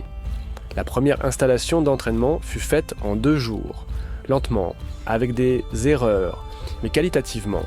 La deuxième en 1 jour et demi, plus vite et avec plus d'assurance. La troisième en 1 jour. Le 25 août, comme prévu, on organisa un tir de démonstration. Au même polygone dans la carrière, où Gromov avait testé la première installation, arrivèrent 32 commandants de compagnie, sections et groupes de différents régiments de la division. On apporta 3 installations quadruples prêtes, des caisses de munitions, des cibles. Gromov démontra personnellement le tir, installa la construction sur 3 pieds, chargea 4 chargeurs, visa et donna une courte rafale d'1 demi-seconde. 30 balles partirent vers les cibles à une distance de 100 mètres. Les 6 cibles furent alors touchées, puis il donna une rafale plus longue, 2 secondes, 120 balles. Les cibles se transformèrent en éclats. Les commandants regardaient avec étonnement. Certains ne croyaient pas leurs yeux. Un lieutenant dit à voix haute « Alors c'est impossible. Un homme ne peut pas délivrer autant de feu. Il peut, répondit calmement Gromov, s'il a 4 canons au lieu d'1. Ensuite, les commandants essayèrent eux-mêmes de tirer. 3 volontaires s'approchèrent des installations. Gromov leur montra comment tenir l'arme, comment appuyer sur la pédale. Et ils tirèrent déjà chacun à son tour et chacun se convainquit que ça fonctionnait. La densité de feu était vraiment phénoménale. Une telle installation, entre des mains habiles, peut arrêter une section d'infanterie. Après les tirs, le colonel Orlov rassembla les commandants et dit « Camarades, vous avez vu de vos propres yeux. Ces installations ne sont pas une arme miracle qui gagnera la guerre toute seule, mais c'est un renforcement sérieux de notre puissance de feu. Une telle installation remplace 4 tireurs avec PPSH et ne nécessite qu'un seul combattant pour la contrôler. La densité de feu est 4 fois supérieure. Pour la défense de positions fortifiées, c'est un avantage énorme. J'ordonne que chaque compagnie reçoive une installation. Sélectionnez les meilleurs tireurs, formez-les, utilisez-les judicieusement. Ces installations peuvent sauver beaucoup de vies. Les commandants se dispersèrent avec des états d'esprit différents. Certains étaient enthousiastes, d'autres sceptiques. Les vieux commandants, qui avaient traversé la guerre de Finlande et 2 ans de la Grande Guerre patriotique, traitaient la nouveauté avec prudence, avaient vu trop d'armes miraculeuses qui ne répondaient pas aux attentes. Les jeunes commandants arrivés au front en 1942 43 thèmes les plus ouverts aux expériences. Eh bien, le scepticisme commença à fondre après les premiers combats où furent utilisées les installations quadruples. Le 27 août, les Allemands attaquèrent les positions du 2e bataillon près du village de Dolkovka. Une compagnie renforcée de 140 hommes avançait contre un peloton de 30 combattants soviétiques. Les défenseurs avaient 2 mitrailleuses légères, DP, des pistolets des mitrailleurs, PPSH, des fusils et une installation quadruple de Gromov que servait le caporal Karpov. Les Allemands attaquèrent en soirée en utilisant la tactique typique. Groupe dispersé, manœuvre par les flancs, feu écrasant. La première attaque fut repoussée avec les armes standards, mais les Allemands se regroupèrent rapidement et repartirent à l'assaut. La deuxième attaque était plus dangereuse. Ils percèrent jusqu'à 50 mètres, lancèrent des grenades. Le commandant du peloton, le sous-lieutenant Junior Morozov, ordonna à Karpov d'ouvrir le feu avec l'installation quadruple. Karpov lâcha 3 courtes rafales de 2 secondes chacune. 160 cartouches en 6 secondes. L'attaque allemande s'étouffa instantanément. Ils se retirèrent, laissant 11 tués. Ils n'attaquèrent plus ce jour-là. Morozov fit son rapport au commandant du bataillon. L'installation de Gromov avait arrêté une percée qui aurait pu coûter au peloton la moitié de son effectif. Le commandant du bataillon fit son rapport au commandant du régiment. La nouvelle se répandit dans la division. Le 29 août, lors de la défense de la hauteur 144, l'installation quadruple aux mains du sergent Belov, ce même Belov qui commandait la section sur la hauteur 127, arrêta 4 attaques d'un peloton allemand. Perte de l'ennemi, 16 hommes. Perte des défenseurs, 3 blessés. Personne de tué. Le 30 août, 2 installations travaillant conjointement sur les flancs de la compagnie défendant le village de Krasny Oktyabre créèrent un feu croisé qui stoppa complètement l'offensive allemande d'un bataillon. Les Allemands perdirent 23 hommes tués en 2 heures de combat et se retirèrent sans percer les positions. Au 1er septembre 1943, dans la 126e division de fusiliers, 18 installations quadruples étaient utilisées. 2 autres étaient en production. Chaque compagnie du premier échelon avait au moins une installation. Les commandants avaient appris à les utiliser correctement, à les installer aux points clés de la défense, sur les flancs, à couvrir les accès aux tranchées et aux fosses. Les statistiques étaient éloquentes. Avant l'introduction des installations, la division perdait en moyenne 15-20 hommes tués et 40-50 blessés par semaine lors des combats défensifs. Après l'introduction, les pertes tombèrent à 8-12 tués et 25-35 blessés. Réduction de près de 40%, en même temps les pertes ennemies augmentèrent. Les Allemands subissaient de lourdes pertes lors d'attaques de positions fortifiées protégées par des installations quadruples. Le 4 septembre, le commandant de division, le général-major Kuznetsov, convoqua Gromov à son état-major. L'état-major était situé dans un manoir intact dans la petite ville d'Oboyan, à 21 km du front. Gromov arriva en jeep, conduite par le chauffeur du général. Il était nerveux. Il n'avait vu le général qu'une fois de loin lors d'un rassemblement. Kuznetsov le reçut dans un bureau spacieux avec des cartes sur les murs. Le général avait environ 50 ans, grand, athlétique, avec des tempes grises et des yeux bruns attentifs. Sur la poitrine, 3 ordres du drapeau rouge, un ordre de Souvorov 2e classe, des médailles. Sergent-chef Gromov, repos, asseyez-vous. Kuznetsov indiqua une chaise devant le bureau. Du thé ? Merci, camarade général-major. L'aide de camp apporta 2 verres de thé chaud dans des porte-verres. Kuznetsov but une gorgée, regarda Gromov. Sergent-chef, savez-vous pourquoi je vous ai convoqué ? Je suppose que c'est à propos des installations quadruples, camarade général-major. Tout à fait exact. J'ai étudié les rapports de tous les commandants qui ont utilisé votre invention. 12 combats, 18 installations, perte totale de l'ennemi. 174 hommes tués et présumés 350 blessés. Nos pertes dans ces mêmes combats, 31 tués, 82 blessés. Sans vos installations, les pertes auraient été 2-3 fois plus élevées. Vous avez sauvé plus de 100 vies en 2 semaines. Gromov resta silencieux, ne sachant que répondre. C'est un résultat exceptionnel, sergent-chef. Tous les concepteurs d'armes d'usine ne peuvent nausées se vanter d'un tel impact. Et vous avez fait cela sur le terrain, sans plan, sans polygone d'essai, sans formation d'ingénieur. Seulement la maîtrise et le bon sens. Kuznetsov fit une pause. J'ai envoyé un rapport au quartier général du front. Je vous ai recommandé pour une décoration l'ordre de l'Étoile rouge. J'ai également recommandé la production de masse de vos installations dans toutes les divisions du front. Je considère que cette arme doit être à l'armement de l'armée rouge partout. Merci, camarade général-major. Gromov sentait son visage rougir. Je faisais simplement mon travail. Vous avez fait plus que votre travail. Vous avez changé la tactique de défense de notre division. Kuznetsov se leva, s'approcha de la carte sur le mur. Vous voyez ces hauteurs? C'est notre ligne défensive. 32 positions clés. Auparavant, pour tenir chacune, il fallait un peloton. 30 hommes minimum. Maintenant, avec vos installations, nous pouvons tenir avec une section de 12 hommes. Cela permet de libérer des réserves, de renforcer d'autres secteurs, de manœuvrer avec les forces. Vous nous avez donné de la flexibilité tactique. Il retourna au bureau, s'assit. Il y a encore une nouvelle. Le quartier général du front s'est intéressé à votre invention. Ils ont envoyé un représentant, le colonel Grigoriev, chef du département technique.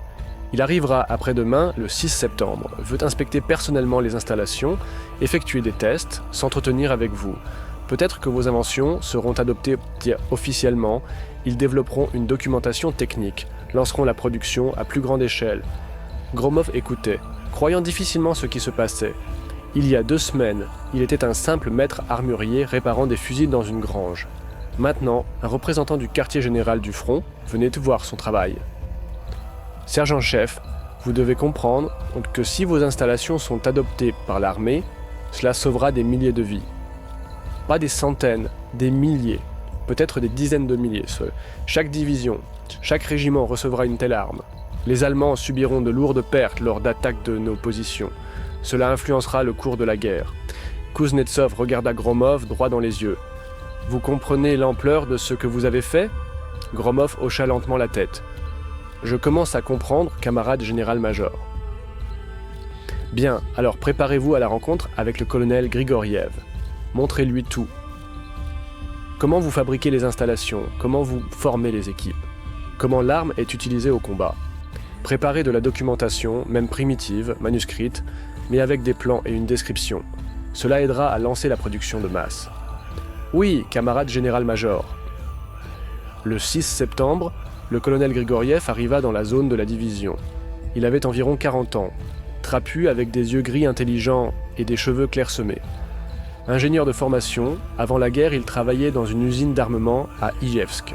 Depuis le début de la guerre, dans le département technique du front, il s'occupait de l'introduction de nouveaux modèles d'armement. Gromov effectua pour lui une démonstration complète, montra l'atelier où étaient fabriquées les installations, expliqua le processus de production étape par étape. Il fit une démonstration de tir sur le terrain d'entraînement. Grigoriev tira lui-même avec l'installation, resta satisfait. Il montra les plans manuscrits que Gromov avait dessinés en 2 jours à la demande du général Kuznetsov. Grigoriev posa des dizaines de questions sur la fiabilité de la construction, sur la durée de vie des canons, sur la consommation de munitions, sur le poids, sur la mobilité, sur la possibilité de production en série dans les usines. Gromov répondit honnêtement, sans embellir. Oui, la construction est fiable mais nécessite un entretien régulier. Oui, les canons s'usent plus vite qu'avec un tir normal mais pas de manière critique. Oui, la consommation de munitions est élevée mais l'efficacité justifie les coûts. Oui, la production est simple, n'importe quelle usine moyenne y arrivera. Le 3e jour, le 8 septembre, Grigoriev organisa une réunion. Étaient présents le général Kuznetsov, les commandants de régiments de la division, Gromov et plusieurs spécialistes techniques du quartier général du front. Camarades, commença Grigoriev, j'ai terminé l'étude des installations du sergent-chef Gromov. Ma conclusion, cette arme est efficace, fiable et adaptée à un usage massif. Je recommande de l'adopter pour l'armement du front de Voronej avec attribution d'une désignation officielle. Je propose le nom. Installation quadruple de mitrailleuse PPSH, modèle 1943 ou en abrégé SPU 43. Il déroula une grande feuille de papier avec un plan. Et sur la base des plans de Gromov, nos concepteurs ont préparé la documentation technique pour la production d'usines. Nous pouvons lancer la production en série à l'usine d'armement de Voronezh dans 2 semaines. Production prévue, 50 installations par semaine. Dans un mois, 100 installations par semaine. C'est suffisant pour équiper toutes les divisions du front d'ici fin octobre. Combien d'installations faut-il par division ? Demanda le général Kuznetsov. Selon mes calculs, 45 installations par division. Cela permettra d'avoir 2-3 installations par compagnie du premier échelon, suffisant pour un renforcement substantiel de la puissance de feu. Grigoriev regarda les présents. Le besoin total du front est d'environ 1000 installations. Avec une production de 100 pièces par semaine, nous couvrirons le besoin en 10 semaines, à la mi-novembre. Le coût ? Demanda l'un des commandants de régiment. Minimal. Tube métallique, fixation 4 ppsh. Tout cela, nous l'avons en abondance. La production d'une installation coûtera moins cher que la production d'une mitrailleuse lourde Maxim, et l'efficacité en combat défensif est comparable, sinon supérieure. Le général Kuznetsov hocha la tête. Convaincant, je soutiens la proposition. Lancez la production. Et je veux aussi que le sergent-chef Gromov participe au processus. Il connaît mieux que quiconque les particularités de la construction, peut conseiller les ingénieurs d'usine, aider à la mise au point de la production. Entièrement d'accord, dit Grigoriev. Gromov viendra avec moi à Voronezh. Nous passerons 2 semaines à l'usine, lancerons le premier lot, puis il retournera à la division. Ainsi, Gromov se retrouva à l'usine d'armement numéro 32 à Voronezh. Yeshiou, pendant 2 semaines, il travailla avec les ingénieurs, expliqua les nuances d'assemblage, montra comment régler correctement la pédale de déclenchement, comment vérifier la synchronisation du fonctionnement des 4 culasses. Les maîtres d'usine maîtrisèrent rapidement la production. Il n'y avait rien de compliqué dans la construction. Le premier lot d'usine, 10 installations, sortit de la chaîne le 19 septembre. Gromov vérifia personnellement chacune, effectua des tirs. Les 10 fonctionnaient parfaitement. La qualité était même supérieure à celle de ses produits artisanaux. Les soudures d'usine étaient plus régulières, les fixations plus précises. Fin septembre, l'usine produisait 30 installations par semaine à la mi-octobre 60, fin octobre 85. Les installations quadruples, PPSH, commencèrent à arriver dans toutes les divisions du front de Voronezh, puis sur d'autres fronts, le Steppe, le Sud-Ouest, le Central. Gromov retourna dans sa division le 23 septembre. Il fut accueilli en héros. Les combattants qui avaient utilisé ces installations au combat le remercièrent personnellement. Un sergent junior, Tarasov, dit « Camarade sergent-chef, vos mitrailleuses m'ont sauvé la vie. Les Allemands ont attaqué notre tranchée. Je pensais déjà que c'était fini.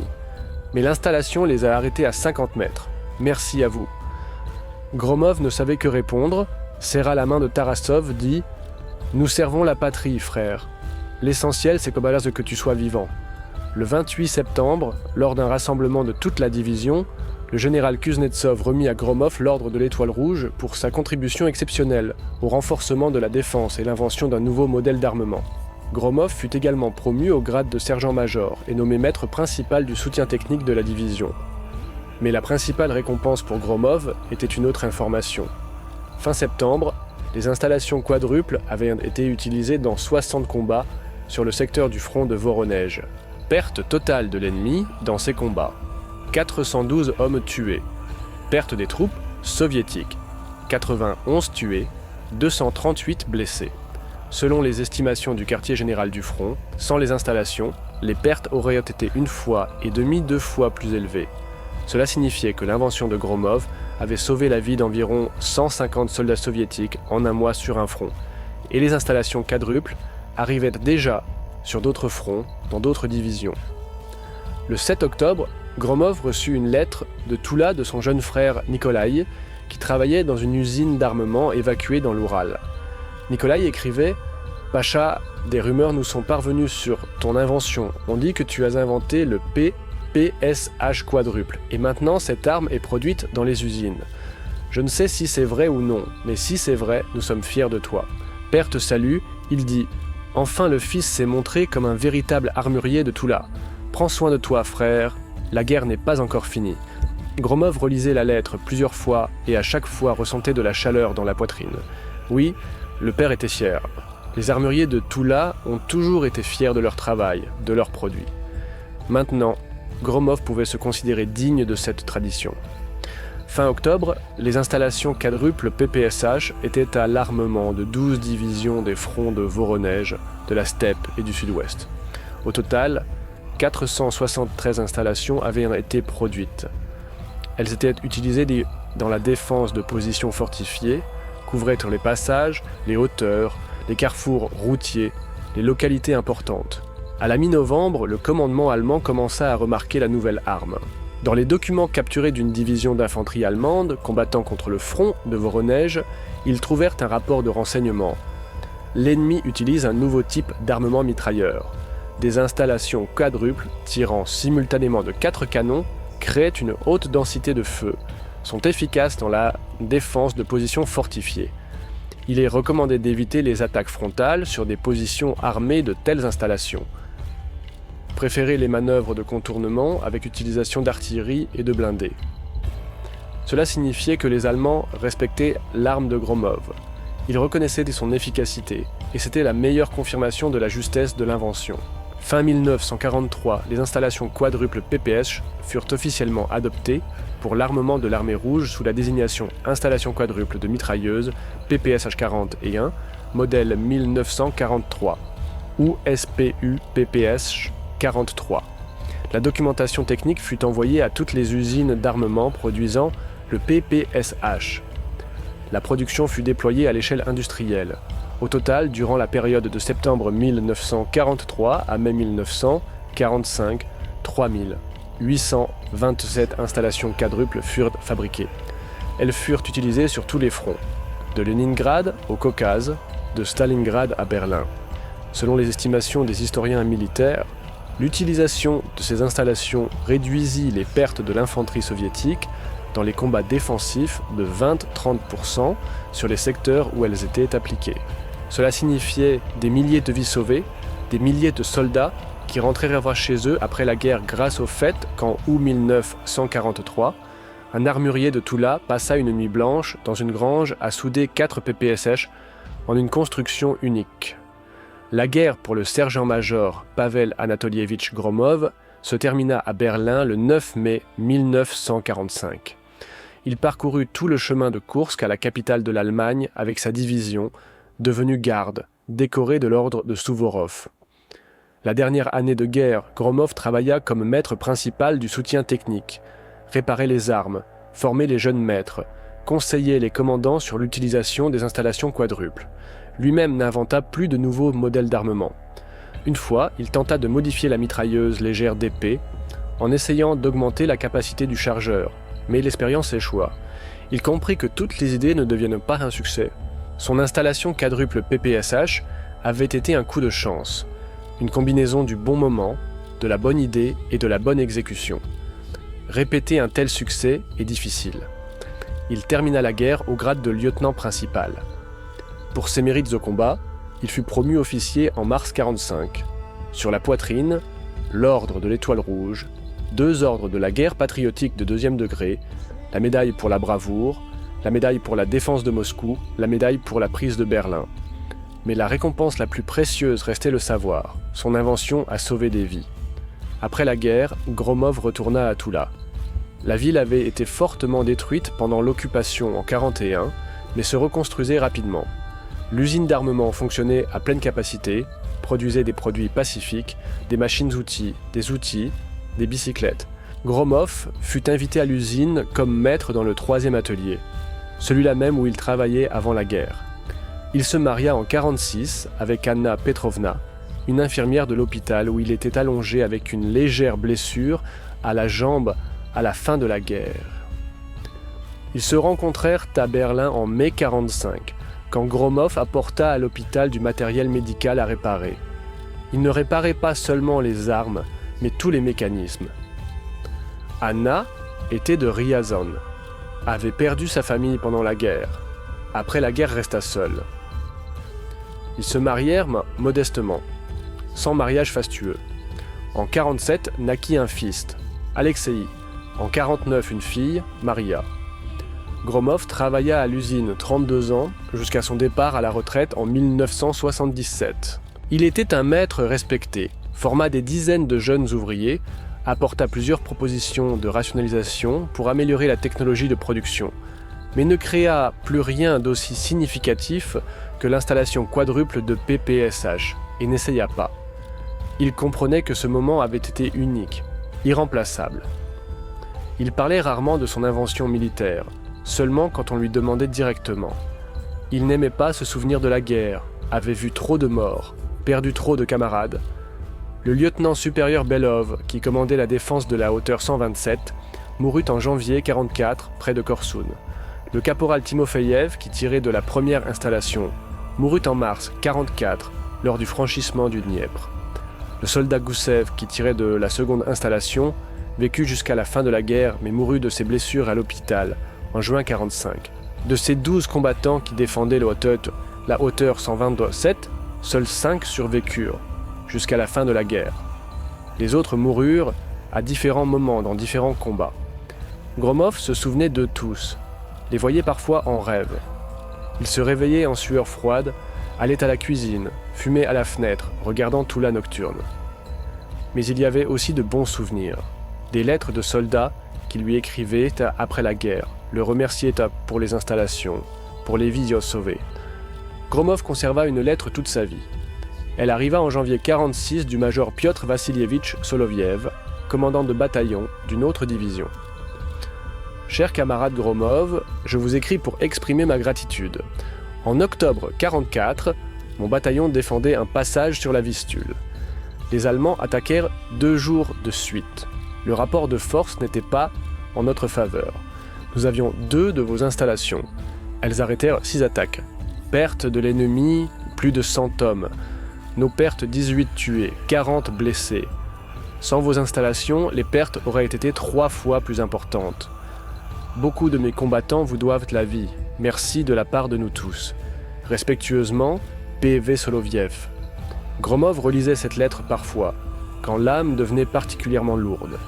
Il se rappelait qu'il avait fait quelque chose d'important, quelque chose qui avait du sens. Pas pour la gloire, pas pour les récompenses, pour que les gens vivent. Les installations quadruples de PPS furent retirées du service assez rapidement après la guerre. À la fin des années 40, elles étaient obsolètes.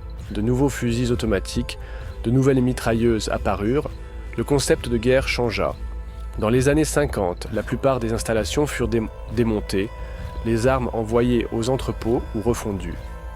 Quelques exemplaires furent donc conservés dans les musées. Au musée central des forces armées à Moscou, au musée des armes à Toula, dans plusieurs musées militaires et historiques des anciennes républiques de l'URSS. Mais la mémoire de l'invention resta. Les historiens militaires qui étudiaient la Grande Guerre patriotique mentionnaient les installations quadruples de PPSH comme exemple d'improvisation de terrain réussie. Exemple de comment une simple idée d'ingénierie peut influencer significativement le cours des opérations militaires. Plusieurs articles scientifiques furent écrits sur la contribution de Gromov à l'art militaire soviétique. En 1983, pour le 40e anniversaire de la bataille de Koursk, à Toula fut ouverte une petite exposition consacrée à la contribution des armuriers de Toula à la victoire. L'un des objets centraux était une installation quadruple de PPSH, l'une des premières, fabriquée personnellement par Gromov en août 1943. Elle fut trouvée dans un entrepôt, restaurée, placée à une place d'honneur. À l'ouverture de l'exposition, Gromov fut invité. Il avait 72 ans. Il marchait avec une canne, sa vue avait faibli, mais son esprit restait clair. Il vint avec sa femme, son fils et 2 petits-fils. Il se tenait devant la vitrine avec l'installation, regardait sa création vieille de 40 ans. Le métal avait noirci, ici et là la rouille était apparue, mais la construction était reconnaissable. 4 PPSH sur un châssis, une pédale de déclenchement, des colliers. « Grand-père, c'est vrai que tu as fait ça ?» demanda le petit-fils aîné Pavel, nommé en son honneur. Le garçon avait 12 ans. « Oui, Pacha. J'ai fait il y a 40 ans. Et c'est vrai que ça a aidé à gagner la guerre ?» Gromov sourit. « La guerre n'a pas été gagnée par moi ni par mon installation. La guerre a été gagnée par des millions de soldats qui combattaient, mouraient, vainquaient. J'ai seulement aidé certains d'entre eux à rester en vie. J'ai fait ce que je savais faire le mieux. J'ai créé une arme. Mais c'est important, n'est-ce pas ?» Le garçon n'abandonnait pas. « Oui, Pacha, c'est important. » Gromov posa sa main sur l'épaule de son petit-fils. Tout travail est important si tu le fais bien et qu'il aide les gens. J'étais armurier. Mon travail était de créer et de réparer des armes. Je l'ai bien fait et cela a aidé. Voilà tout. Le soir du même jour à la maison, quand les invités furent partis et les petits-fils endormis, Anna demanda « Pacha, à quoi penses-tu » Gromov était assis dans un fauteuil près de la fenêtre, regardait Toula du soir, les lumières des maisons, les lumières des usines, une vie paisible, tranquille. Je pense à la guerre, à ceux qui ne sont pas revenus, à Belov, Timofeyev, Goussev, à des milliers d'autres que je ne connaissais pas, mais qui sont morts. Et je pense que peut-être si j'avais inventé l'installation plus tôt, en 41 ou 42, plus de vies auraient été sauvées. Anna s'approcha, le serra par l'épaule. « Pacha, il ne faut pas penser ainsi. Tu as fait tout ce que tu pouvais quand tu le pouvais.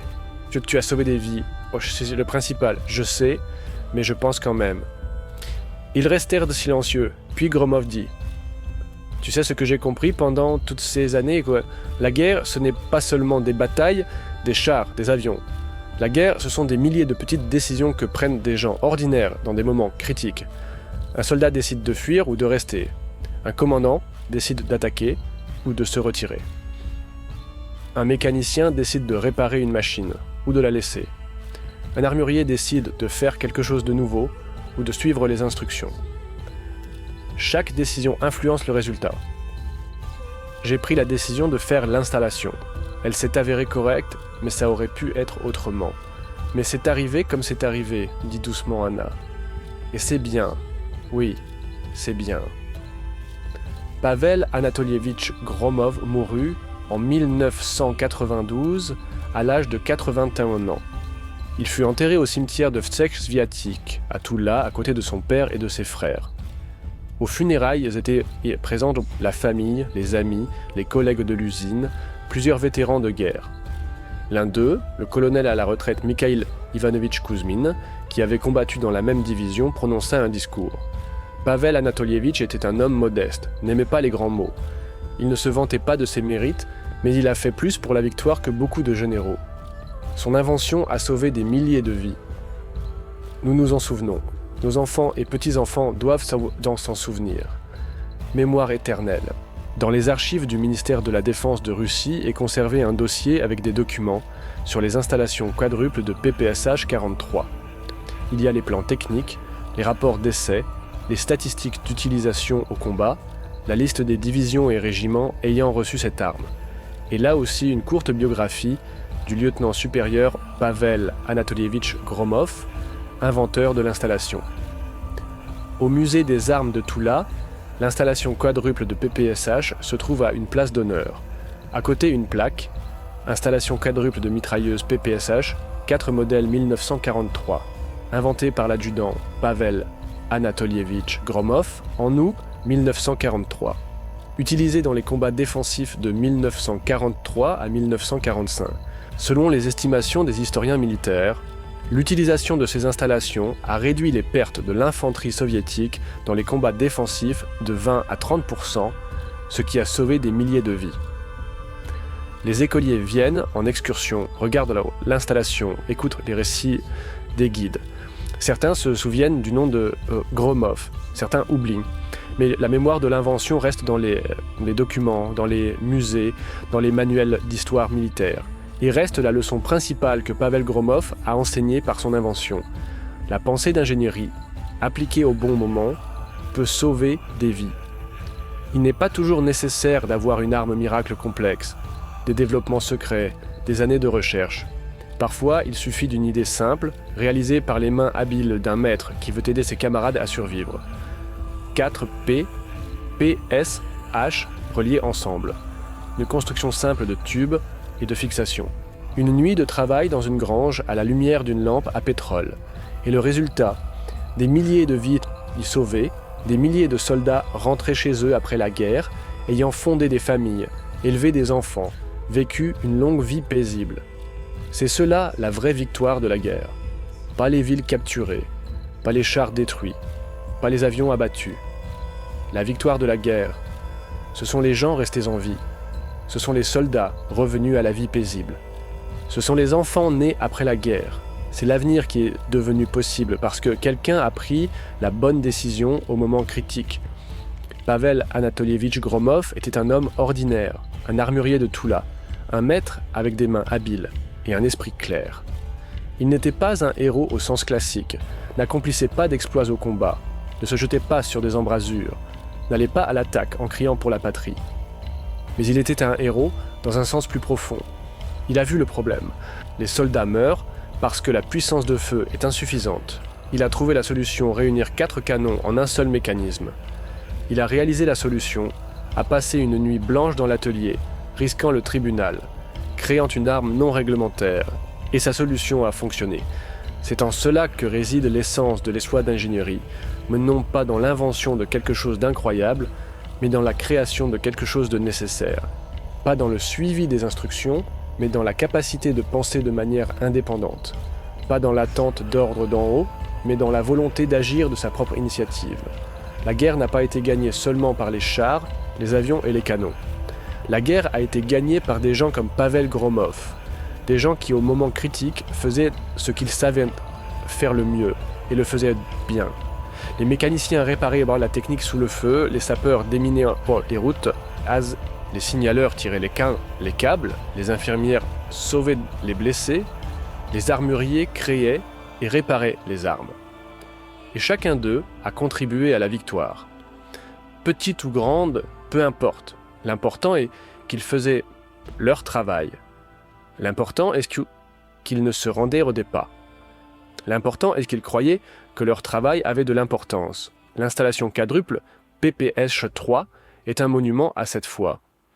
Un monument au fait qu'une seule personne peut changer le cours des événements, que la pensée d'ingénierie peut sauver des vies, qu'une solution simple est parfois plus efficace qu'une complexe, et que la guerre se gagne non seulement par la force des armes, mais aussi par la force de la raison humaine, de l'ingéniosité, de la volonté de vivre. Pavel Anatolievitch Gromov a fait son travail. Il a créé une arme qui a sauvé des vies. Il a accompli le devoir de l'armurier, le devoir du maître, le devoir du soldat. Et cela suffit pour que son nom reste dans l'histoire. Pas dans les gros titres des journaux, pas dans les discours retentissants, pas dans les monuments sur les places, mais dans la gratitude silencieuse de ceux qui ont survécu, dans la mémoire des descendants de ceux qui sont rentrés chez eux, dans les archives, les musées, les manuels.